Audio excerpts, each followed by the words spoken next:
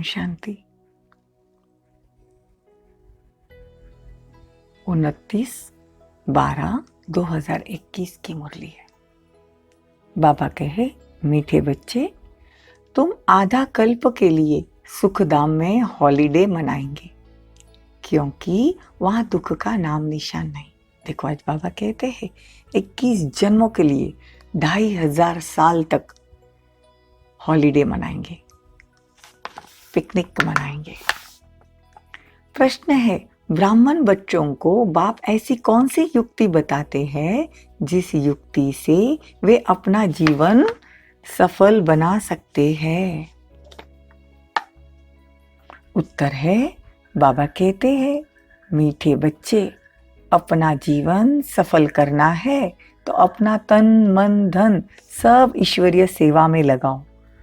Follow father करो, फिर देखना इसकी एवज में तुमको क्या मिलता है। आत्मा गोल्डन बन जाती है, तन भी सुंदर मिलेगा, धन तो अथाह मिल जाएगा। देखो, बाबा कहते हैं कि बच्चे, अपना तन मन धन, तन भी परमात्मा सेवा में लगाओ, मन भी परमात्मा में लगाओ और धन भी ईश्वरीय सेवा में लगाओ। फॉलो फादर करो। ब्रह्मा बाबा ने कैसे फॉलो किया। गीत है, आखिर वह दिन आया आज। ओम शांति। जब बाप ओम शांति कहते हैं तो दादा भी ओम शांति कहते हैं। दादा मतलब ब्रह्मा बाबा। बच्चे भी अंदर में कहते हैं ओम शांति। अभी तुम बच्चे समझते हो, आत्मा और परमात्मा का भी मिलन हो रहा है, गाया भी हुआ है।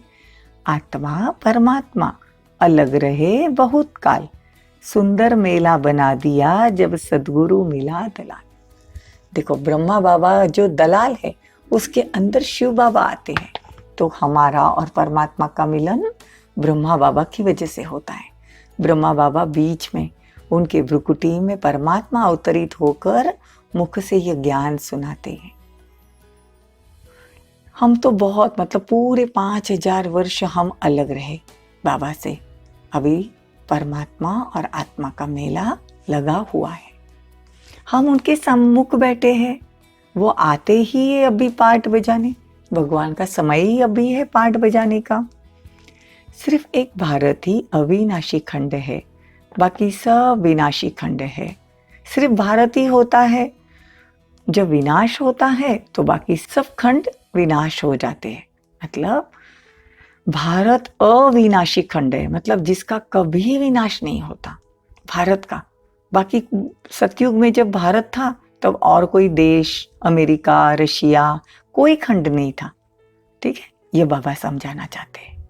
पहले कितना छोटा झाड़ है, सतयुग में कितने कम लोग रहते हैं, उसको कहा जाता है राम राज्य, ईश्वरीय राज्य। ईश्वर की स्थापना किया हुआ है। और अभी देखो, रावण राज्य में कितनी जनसंख्या है। तुम जानते हो, हम भारतवासी राम राज्य में थे, पूज्य सो पुजारी बने। हम ही पूज्य थे, फिर हम ही पुजारी बने। तो अभी आत्मा का परमात्मा से और परमात्मा का हम आत्माओं से मेला होता है। बाप ही ज्ञान का सागर है, इसमें पानी के सागर की बात नहीं। संगम पर देखो, कुंभ का मेला कितना बड़ा लगता है। अभी सच्चा सच्चा मेला तुम्हारा लगता है। देखो, भक्ति मार्ग में जो भी त्योहार मनाए जाते हैं और जो भी बातें हम भक्ति मार्ग में मनाते हैं, वो अभी संगम युग पर भगवान से मनाई है। देखो, रक्षाबंधन, वो भी हम भक्ति मार्ग में मनाते हैं और भगवान यहाँ आकर संगम पर सच्ची सच्ची पवित्रता की राखी बांधते हैं। फिर में कुंभ मेला, जो यहाँ पे जो नदियों का मेला लगता है, यहाँ पे आत्मा और परमात्मा का संगम पर लगता है। तो भक्ति मार्ग में दुनिया वाले वो स्थूल नदियों का मेला मनाते हैं। फिर भक्ति मार्ग में होली मनाते हैं। यहाँ हम परमात्मा से, देखो वहाँ पे जलाते हैं ना, तो यहाँ हम बाबा की याद में अपने संस्कारों को जलाते हैं, होली बनते हैं, पवित्र बनते हैं। तो भक्ति मार्ग में फिर होली बताई है। यहाँ भगवान के रंग का संग लगता है, तो वहाँ पे स्थूल रंग लगाते हैं। ऐसे भक्ति मार्ग में जितने भी त्योहार है, उस संगम युग पर हमने भगवान के साथ मनाए हैं। यही यादगार भक्ति मार्ग में चलता है। यह है ईश्वरीय दरबार, इसमें कोई पतित बैठ न सके। सतयुग में तो एक ही बच्चा होता है। देखो वहां विकार की तो कोई बात ही नहीं। कन्या जब शादी करती है तो उसको गुप्त रीति से बहुत कुछ देते हैं जो किसी को पता नहीं पड़ता। बाप भी कहते हैं बच्चे तुमको मैं गुप्त में दान देता हूँ, किसी को मालूम नहीं।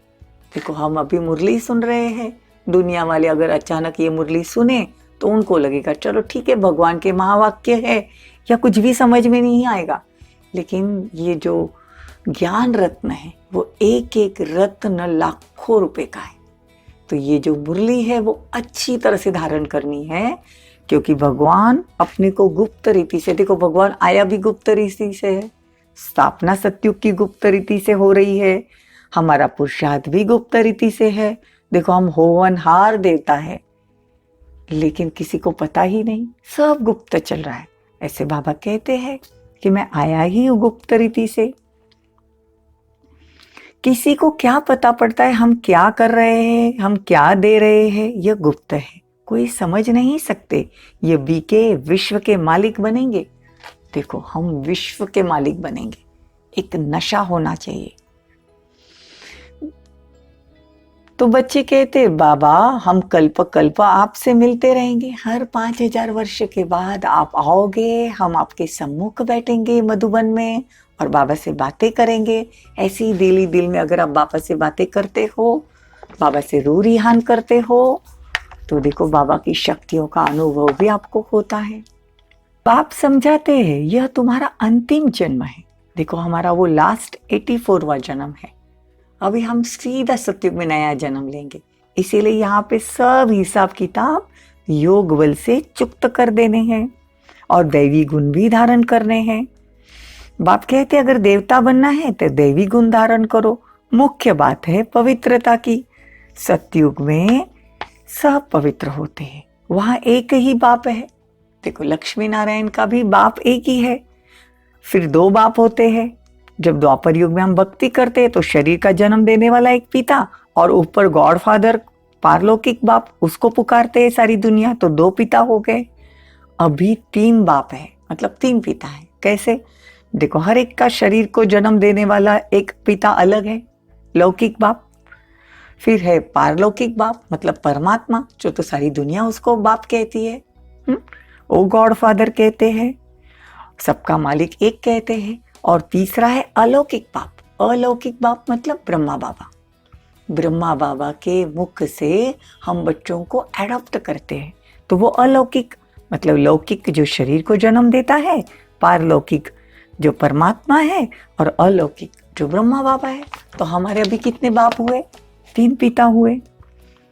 वंडरफुल बातें हैं ना। देखो यहाँ बाप दादा दोनों इकट्ठे बैठे हैं, तो सिर्फ क्या करना है, अपने को आत्मा समझ उस परमात्मा को याद करना है। तो अपने को आत्मा समझना है। आत्मा अविनाशी है, उसका विनाश नहीं होता। एक शरीर छोड़ दूसरा लेती है, तो उसमें रोने की क्या दरकार। मनुष्य शरीर को याद करते हैं फिर रोते रहते हैं। सतयुग में तो कोई नहीं रोते, वहां है ही सब मोहजीत। ये सब बातें तुमको संगम पर ही समझाई जाती है।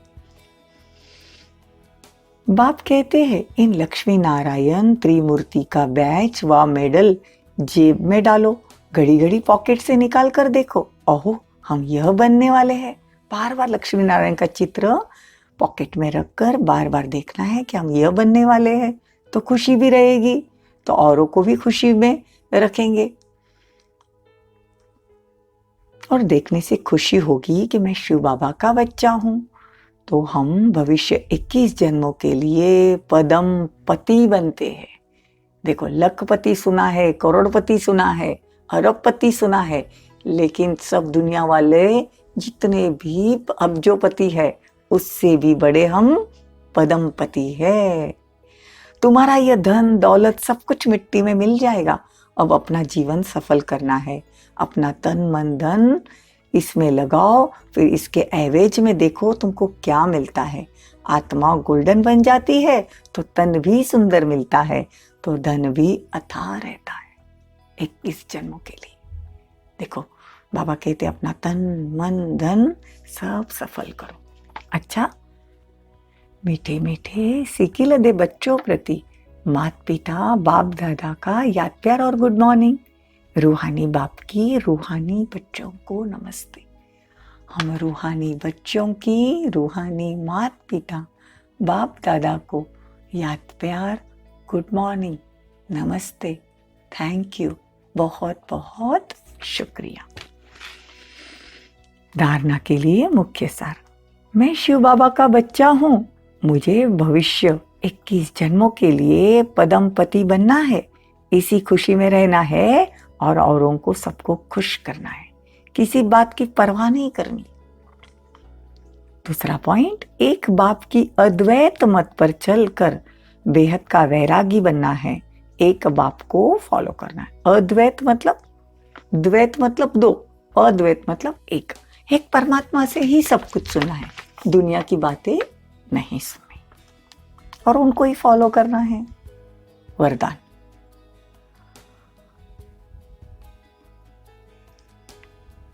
रूहाब और रहम के गुण द्वारा विश्व नवनिर्माण करने वाले विश्व कल्याणकारी भव।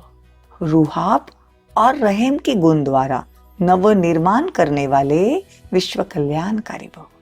विश्व कल्याणकारी बनना है, नवनिर्माण करना है तो दो गुण होने चाहिए। कौन से? रूहाब और रहम। रूहाब मतलब नशा होना चाहिए और रहम दिल भी होना चाहिए। विश्व कल्याणकारी बनने के लिए मुख्य दो धारणाएं अवश्य है। एक है ईश्वरीय रूहाब, नशा होना चाहिए, फकूर से हम भगवान को याद करते हैं। और दूसरा रहम। अगर रूहाब और रहम दोनों साथ साथ और समान है तो रूहानियत की स्टेज बन जाती है। ईश्वरीय नशे में रहते हैं और रहम दिल रहते हैं तो क्या होता है? रूहानियत आ जाती है। तो जब कोई भी कर्तव्य करते हैं तो मुख से शब्द वर्णन करते हो तो चेक करो, रहम और रूहाब दोनों समान रूप में है। शक्तियों के चित्र में, मतलब देवियों के चित्रों में इन दोनों गुणों की समानता दिखाते। इसी आधार पर विश्व नवनिर्माण के निमित्त बन सकते हो। स्लोगन, बाप के प्यार के पीछे व्यर्थ संकल्प न्यौछावर कर दो, यही सच्ची कुर्बानी है। क्या करना है न्यौछावर? सिर्फ व्यर्थ संकल्प, यही सच्ची कुर्बानी है। देखो अभी हम मन बुद्धि को एकाग्र कर परमात्मा को याद करेंगे। जो भी हाथ में काम काज है, बाहरी बातों में अगर बुद्धि भी है उससे डिटैच हो जाओ और भ्रुकुटी के बीच में खुद को आत्मा निश्चय कर कर बैठो। मैं आत्मा इस भ्रुकुटी सिंहासन पर अब अपने स्थूल देह से आकारी शरीर फरिश्ता बाहर निकल रहा है। देखो अपने आप को, देखो भगवान हमको फरिश्ता बनाने आया है तो यहां रोज प्रैक्टिस करनी पड़ेगी। स्थूल देह इधर ही है और उसमें से एक आकारी शरीर जो हर एक आत्मा को होता है, वो आकारी शरीर, लाइट का शरीर जिसको ऑरा कहते हैं, वो देखो बाहर निकल रहा है। मैं आकारी फरिश्ता, चमकीली ड्रेस, और मैं फरिश्ता ऊपर की ओर उड़ रहा हूं। सूक्ष्म वतन में, फरिश्तों की दुनिया में मैं फरिश्ता पहुंच गया। बाप दादा लाइट के शरीर में बाहें पसार कर खड़े हैं और मुझ फरिश्ते को गले लगाते हैं और पावरफुल दृष्टि देते हैं। हाथों में हाथ लेकर सारी शक्तियां विल कर रहे हैं। देखो अपने आप को परमात्मा से सारी शक्तियों से फुलफिल हो रहे हैं। अब अपना आकारी शरीर भी वहीं छोड़कर भ्रुकुटी में से सिर्फ आत्मा ज्योतिर्बिंदु निकलकर परम धाम की ओर जा रही है। मूल वतन शांति धाम, बहुत नाम है। सुनहरी लाल प्रकाश की दुनिया है, जहां मैं आत्मा का घर है, जहां मैं रहती हूं, जहां मेरे बाबा परमात्मा रहते हैं। दुनिया वालों को तो पता ही नहीं कि परम धाम कहाँ है। अब मैं आत्मा परमात्मा को टच करती हूँ। जैसे ही टच करती हूँ, उनकी सारी शक्तियां मुझ आत्मा में, मैं आत्मा सत्व प्रधान बनती जा रही हूँ।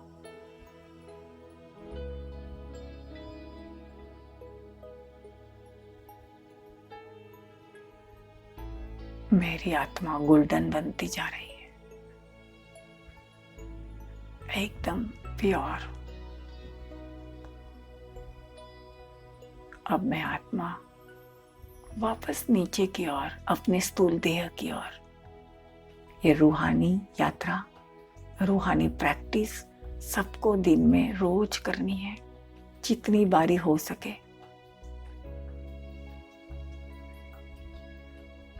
अब मैं आत्मा वापस अपने भ्रुकुटी सिंहासन पर,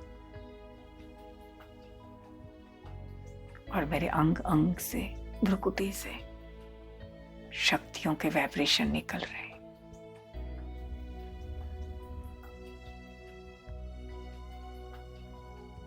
यही मेरा ऑरा बनता जा रहा है। शरीर के आजू बाजू सफेद ऑरा, सुरक्षा कवच।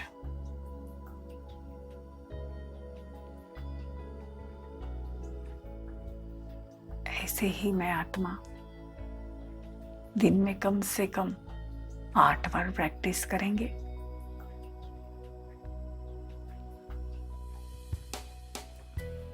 ओम शांति।